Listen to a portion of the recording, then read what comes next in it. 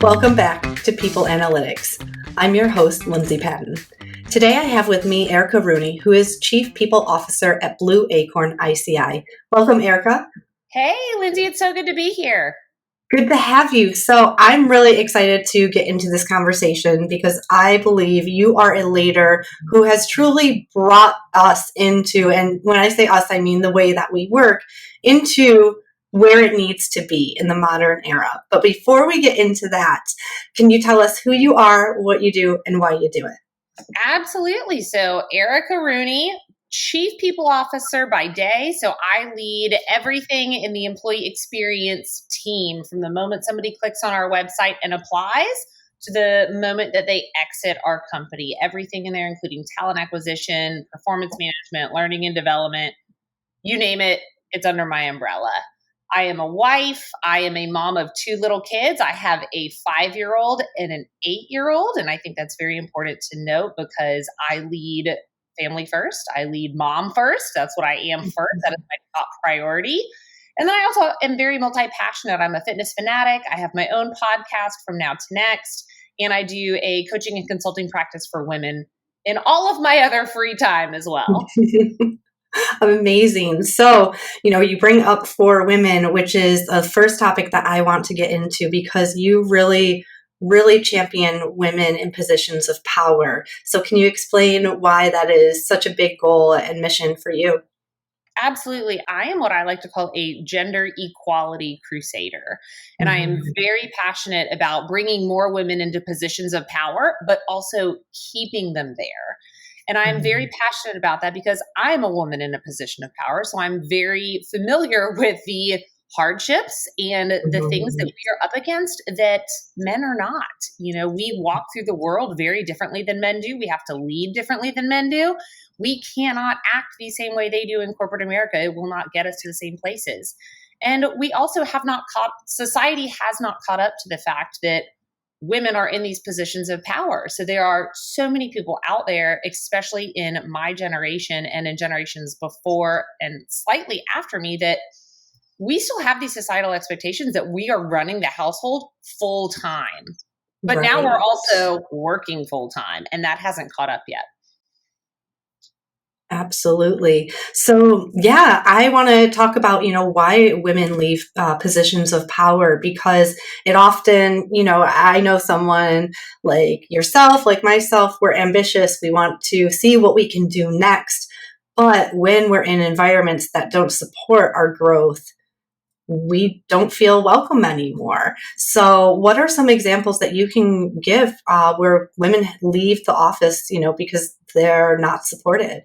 Absolutely. There are so many women, especially in high-level positions right now, that are leaving. We've got the prime minister of, I'm drawing a blank on the country now, but the female prime minister, New Zealand, maybe? I will double check. I think that, yeah.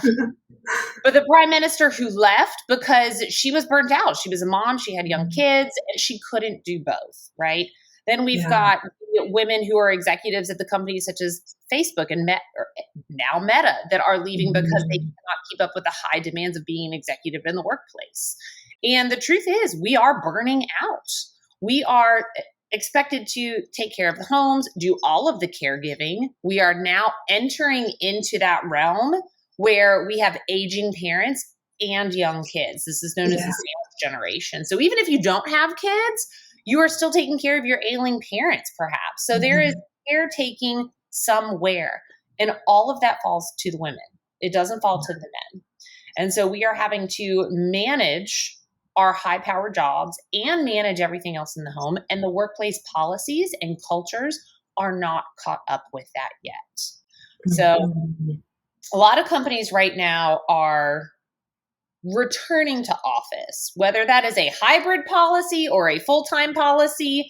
They are mandating that employees come back into the office because they believe it is so important to culture and collaboration. Don't get me wrong.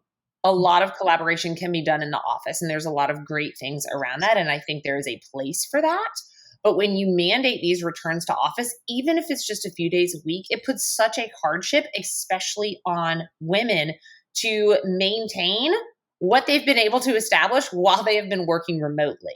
And I use myself as a perfect example. I, being in HR, that has traditionally been a butt in the seat role because you are your customers, the people, right? Yeah. We're going to work, you got to go too. So I always had to be butt in the seat 9 to 5. And when I was a new mom, I was still an individual contributor at this point, but I was a new mom. It was still a leadership level role.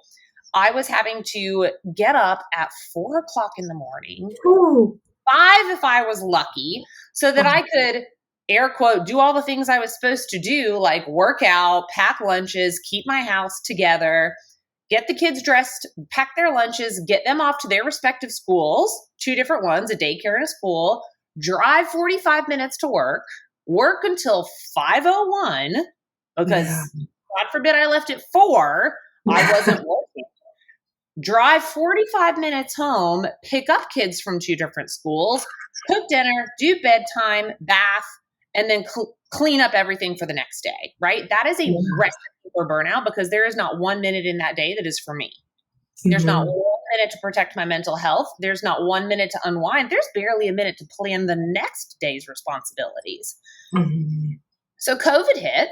We all went remote. I immediately became a better wife, a better mother, a better colleague. And that is because I'm in my house, right? I'm a very extroverted person. I love talking to people. I love seeing people and working with people. But right before this call, I unloaded my dishwasher. That small act, it means I don't have to do it when the day is over. Right? So collectively, now that I'm working remote, I don't have 2 40-minute blocks on either end. I'm not having to get all put together, pack lunches. I am saving hours in my day by not having to go into an office.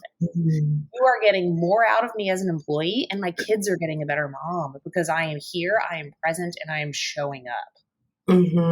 Now, one thing that I really appreciated when we first connected is that you were so upfront that my Zoom background is my life. It is, I am a mom. It is family first. And for the people who are only listening, Erica, could you describe your background? Well, there is a lot of toys. There's some Legos. I've got a boy and a girl. So there's a lot of like princess dolls back there. And then you will also see my burn doodle lounging in a chair. I'm actually a little picked up today. The day, Lindsay, that you and I were talking, it was a mess because my kid was home sick. So there were toys scattered. But I don't blur out my background. I don't put up fake Zoom backgrounds or anything like that because this is who I am. And if you ask me, if you didn't know me and you met me on the street, who I was, I would lead that I'm a mom first because that is what I always wanted to be when I grew up. I always wanted to have kids, and that's a me thing. So for me, that's always going to be my first priority is raising my 2 little kids and to be wonderful humans. But that requires a lot. Anyone who is a parent, who is a mom, knows that is more than a full-time job. There are no days off. It is a wild ride. But I think it's also important to note that like this leading inclusively is not just for people who have kids. And I think that that's very important to really hone in on because I have a team filled with women. Half of them are moms and the other half of them are child-free by choice. They don't want kids. They want their dogs. They want schedules, and that is their choice. And historically, there has always been a lot of favoritism towards people with kids because that is what society is expected, that you have kids and you put in your time. And if you don't have kids, life is very easy for you. You should be able to work later. You should be able to do the weekend stuff. You should be able to take on the extra projects. And that's just not fair because everybody else has responsibilities that as a leader, we are not fully connected with necessarily. So I lead very much with this like whole person first mentality, as in you take care of your business. And as long as the work is getting done, you take off when you need to. That might be going to your kids' school play. It might be going to get your hair done. I really don't care. What I care about is that you are happy, you are present, you feel supported, and you're getting your work done in that order. Yeah, and I know inclusivity is such an important aspect for you. And when we discussed, our topics to go through, one thing that stood out is when you said intersectionality, when how important that is when supporting women. And so when you were talking about remote work, my brain of stat flashed through my brain about how the majority of Black women prefer remote work because they have a different experience in office than white women. And so I think, understanding that, could you talk a bit about how you consider and are mindful about intersectionality within working and promoting women? Absolutely. So that's the thing is like we all have different lived experiences. Mhm. And historically, if you look at the stats, the number of stay at home moms by choice have been white women because we've had these Mhm. rich white men to support us, Mhm. right? Black women have always had to work. They haven't Yeah. had a choice, right? So they have always had to show up. They've always had to put in the hours. They've always had to figure it out. They didn't have, Yeah. this privilege of having a rich white man support him necessarily, right? And I'm Yeah. talking very much in generalities, okay? And I feel like I need to say that because someone's going to say, not me, that's not this experience. And I get it, right? But we Mhm. have to remember that when we allow for this flexibility, we are allowing women to show up where they need to show up and Yes. when they need to show up and how they need to show up. And it isn't fair and it's not right to tell people that the way I show up should be the way you show up. Yeah, absolutely. So how are you setting this, all in place as you lead? Let's talk about becoming a leader that sets an example. How do you set an example? What are the important things for you to Yeah. to I mean, number one remember? is team background, right? Like I told you, Mhm. this is not just for my teams. This is when I am hosting my company wide meetings with 300 Mm, people. This is my background. yeah. Every single person in the company, if they don't know, they do when they ask me for a 4 p.m. meeting. I can have it, but you're likely going to see a kid in the background. Yeah. We need to have a real serious meeting. It's going to be best to be had between 8:30 in the morning and 3 p.m. because that's when both Mhm. kids are in school. And anything outside of that, like my kids are in my home. This is my home. They're going to be in, they're going to Yeah. be out. They might pop in and ask me a homework question. And if I'm on a meeting that is not an active participant where I'm listening and observing, you may see me helping with homework. And that's okay because it allows us to get it all done. But I very much show that because I do have the privilege of being in a position of power, right? Somebody Mhm. who's not in a C-level leadership role like myself probably does not feel comfortable doing that. They don't feel like it's okay unless they see someone like me doing it. So I'm Yeah. very open about that. I'm very open about the fact that at 2:40 I leave to go pick up my kids sometimes. I carpool with Mhm. another mom in the neighborhood. We both trade off, but I block that time every day because I never know which day is mine. Yeah. So people know that that's what I do. I work through lunch. I'm on early, sometimes I'm on late. And this is something that we talked a little bit about. Employees need to be fixed price employees. We need to Yeah. pay the salary for the job that we hire them to do. If they do that job in 40 hours a week or 30 hours a week or 50 hours a week, whatever it is, they get the same price. Okay. Like that's Mhm. what we're paying them for.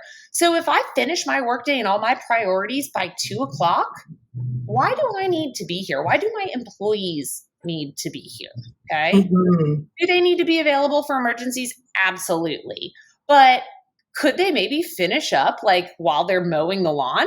Yeah, they can stop mowing the lawn and come in and take an emergency call. But we are very open with our communication and we Mhm. let everybody know, hey, I'm running out to a doctor's appointment. Hey, I don't have anything left, so I'm going to log off for the day. If you need me, text me. And we are just Mhm. very communicative about that because number one, we should all be a fixed price employee. I'm paying them for their job, not for how many hours they are sitting in front of a computer. And number two, it is so important for their mental health because that Yeah. person, when they log off at 2 o'clock one day because they didn't have any more work, like they are coming back so much more engaged and refreshed for the next day, which might take them a 10-hour day. I don't know. Yeah.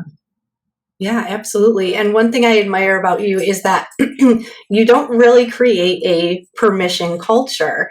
And, as someone who has to take doctor's appointments and for my own health and has worked in an office environment, that is very anxiety inducing to put your health issues in someone else's hands to decide, can you take care of this or not?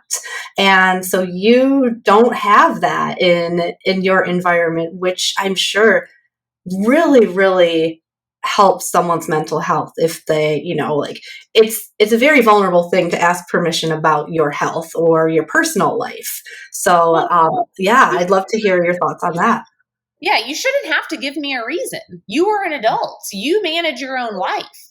And it's so timely. I actually had a team member text me late last night that said, "Hey, do you mind if I take PTO tomorrow?" And I said, "Yeah, whatever. You don't need to ask me, of course. Just let me know." And then she was like, "Oh yeah, my friend is coming into town." And she started to go into this reason. I said, "You don't have to explain your PTO to me." And I want to be very clear about that, because there are so many employees and people out there that feel like they have to lie about what they are doing for whatever reason, right? And I used to be that person. Like, I used to be the person that would lie about when I was leaving work early or having to go out for a school function, because I felt like I needed to have a reason.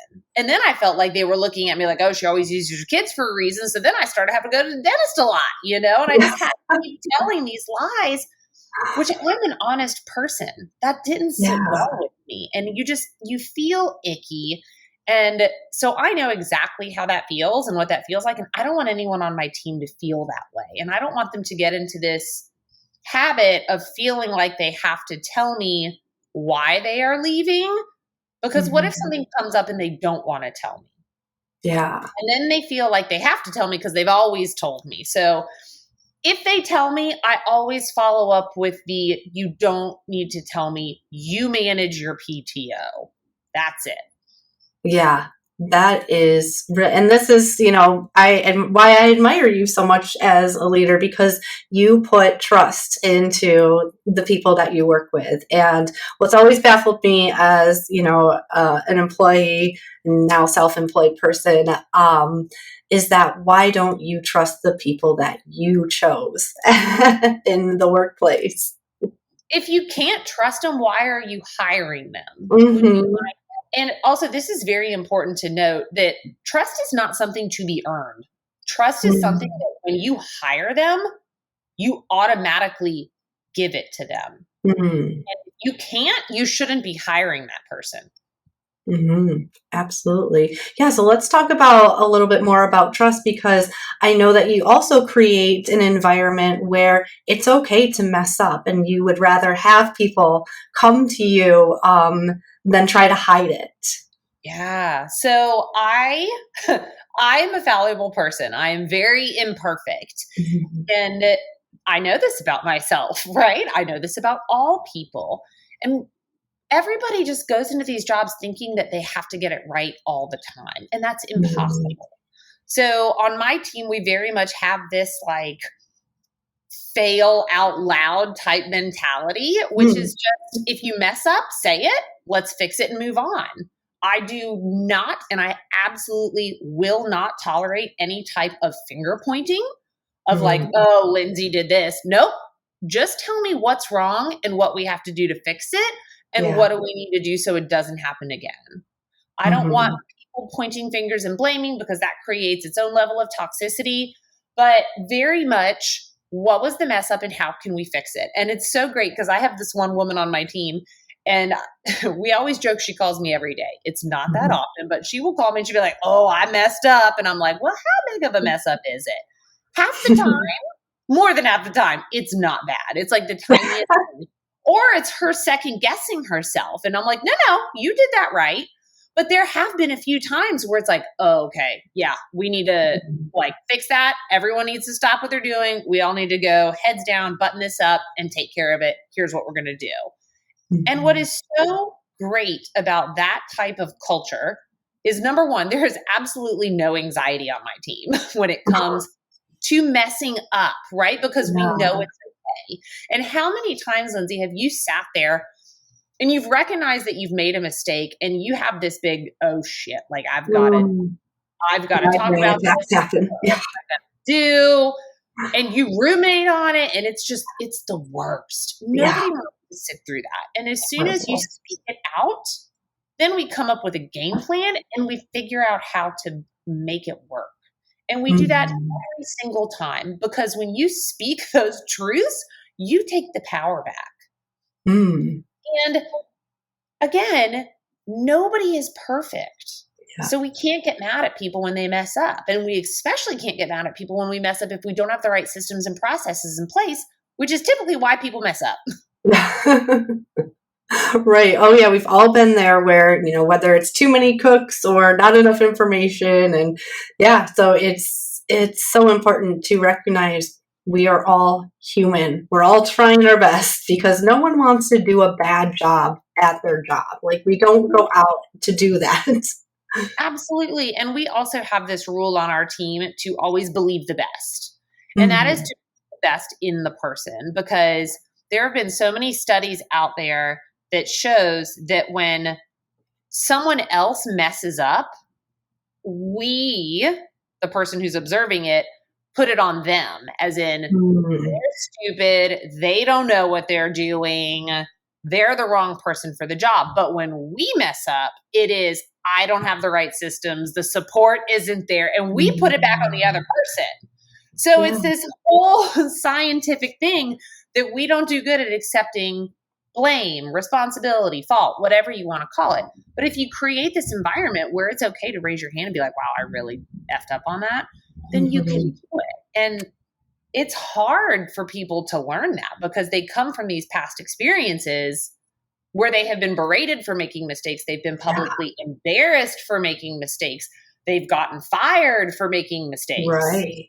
So I actually have another woman on my team who we have really had to work at owning mistakes and looking at mistakes not as a bad thing, but as stepping stones to learning. And this is a woman, she came from a completely different industry. She was a teacher. So let's lay that groundwork. She's never done HR work before. Okay, let's have that expectation. And she made some mistakes, right? New system, all of these different things. And she would initially try to fix things behind the scenes, right? Which I get. We all want to correct our mistakes. But the problem is she didn't know enough to fix it all the way, So instead of saying, hey, I messed up, she fixed it to a point, but it still left things broken down the line. And again, not her fault, because she didn't know. So we really had to work at uncovering those things to say, hey, your responsibility is not to know all the things. Your responsibility is to say, I made a mistake, so that me, as the chief people officer, it's my responsibility to know all the things. So you come to me, I'll fix the downstream. And it took a lot of that type of repetition in me saying that before one day she finally said, hey, I did this thing. It wasn't right. I'm not sure what to do. So we corrected it, fixed it. And then I came back later to her and I said, remember that thing last week where you messed up?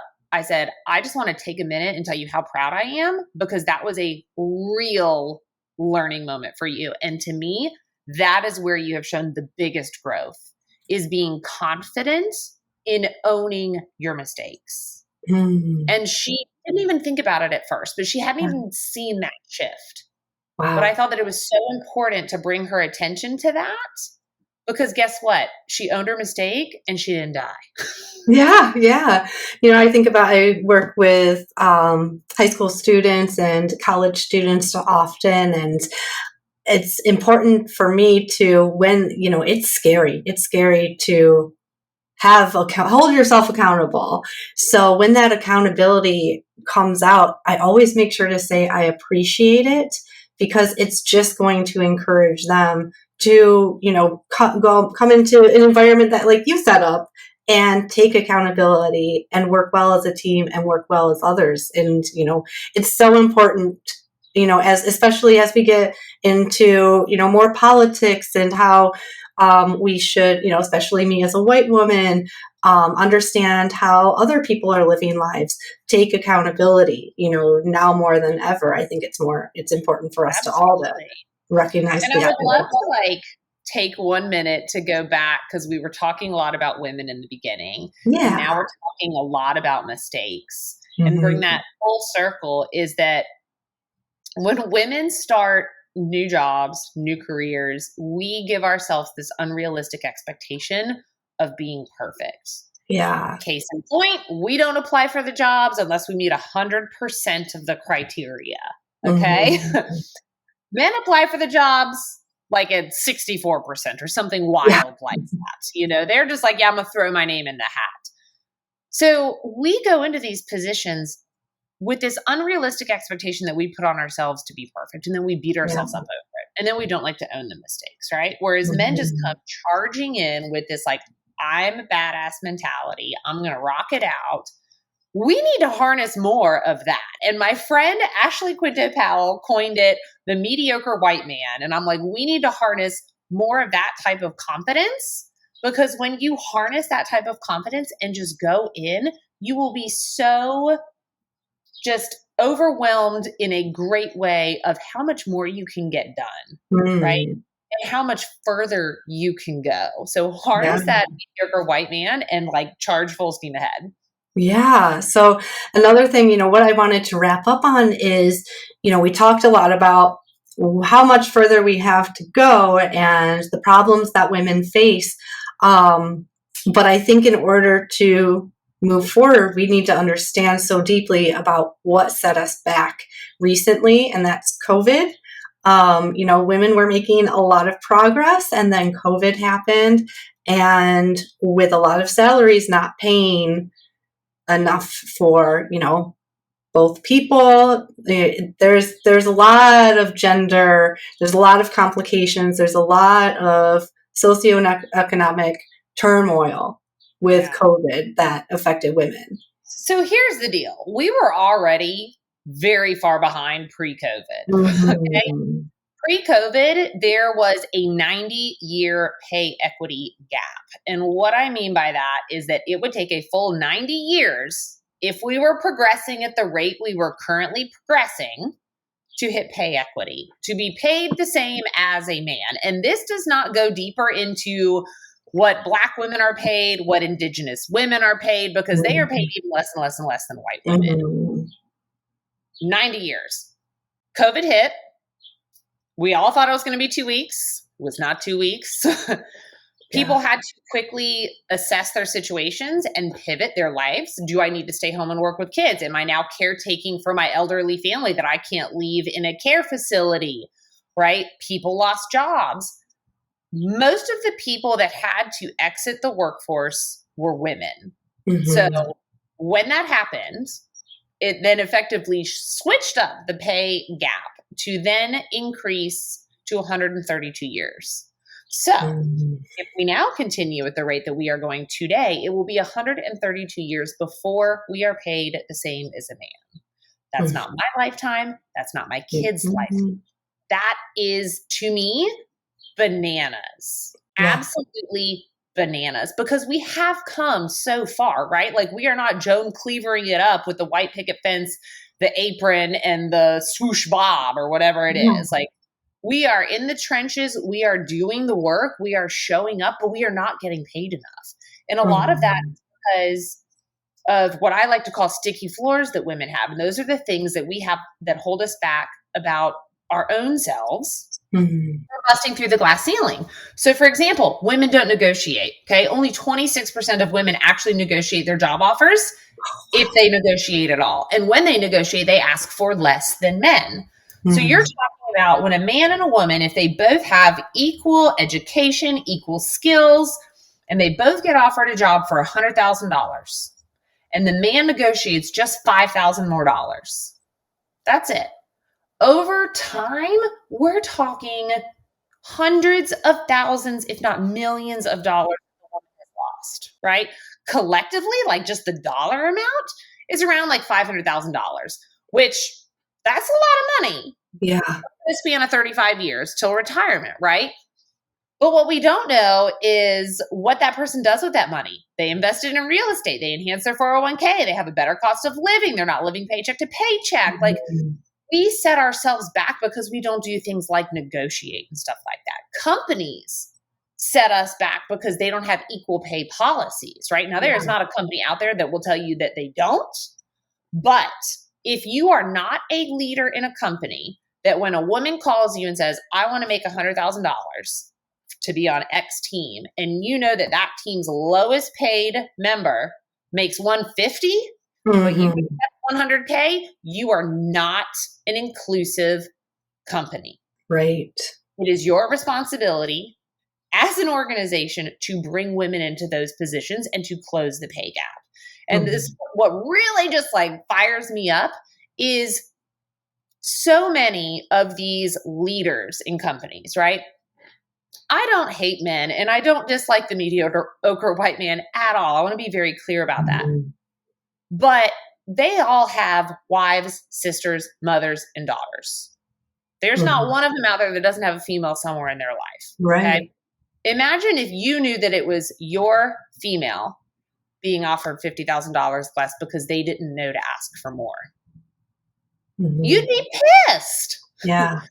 So and the fact that we have to frame it that way to say, think of someone you love instead of think of women as equal human beings is very frustrating for us too. It's very frustrating. And I'm that kind of person, like, I will do whatever I got to do to get us there, to cross that finish line. Yeah. But it takes that, can you imagine? Yeah. You know, that being your wife, your daughter, your mother saying, yeah, just because you didn't ask, we're not going to give it to you, even though you're technically worth more. Yeah. And the reason why, you know, I bring this up as a wrap-up topic is because I think the examples of what you're putting into place with the flexibility, I mean, flexibility itself is so life-changing. You know, you think about how COVID set us back. You're allowing the people on your team, whether they have children or not, to have freedom to live their life, balance their lives, and not have to choose between one parent or the other, or one job or the other. And so I think, you know, what you're doing now is such a good example of how we can move forward and, you know, close that pay gap. So it's not 130? You said? 132. Oof, yeah.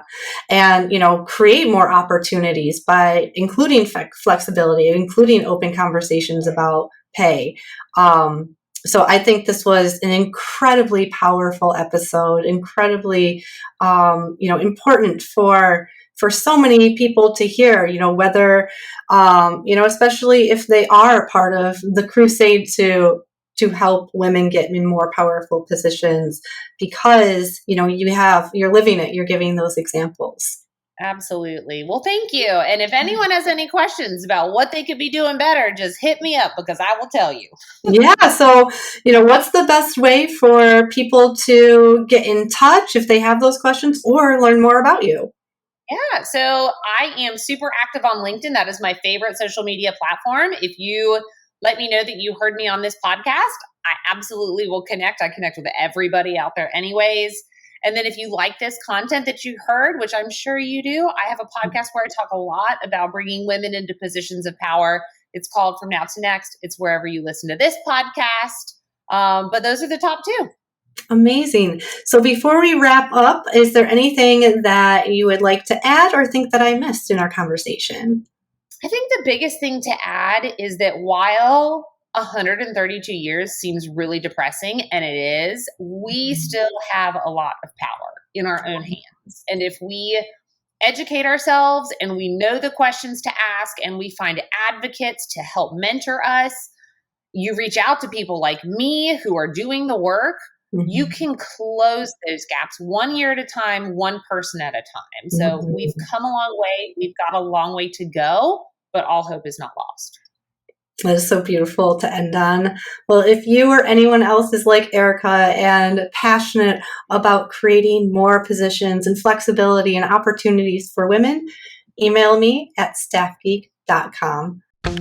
Thank you for listening to Staff Geek's People Analytics Podcast. I'm your host, Lindsay Patton, and I'm always looking to interview leaders who put people first. If you or someone you know lead with a people-first mindset, please email me at lindsay@staffgeek.com. That's LINDSAY @staffgeek.com. If you want to take things a step deeper and understand your organization's true culture DNA, I encourage you to take Staff Geek's free culture assessment. Just head to staffgeek.com and click the button that says Free Culture Assessment. Thanks again for listening.